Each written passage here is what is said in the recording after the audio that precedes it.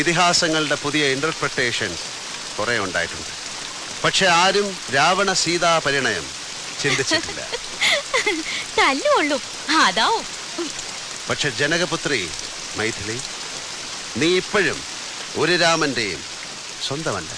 പിന്നെ എന്തിനാണ് ലങ്കേശ്വര എന്നെ ഈ ടൊയോട്ടോ പ്രാഡോയിൽ നീ തിരിച്ചു കൊണ്ടുവിടുന്നത്? കച്ചവടത്തിന്റെ നേരും നെറിയും. വാക്ക് പറഞ്ഞുപോയി നിന്നെ തിരിച്ചേൽപ്പിക്കാമെന്ന്. അതെ, വാക്ക് പാലിക്കണം.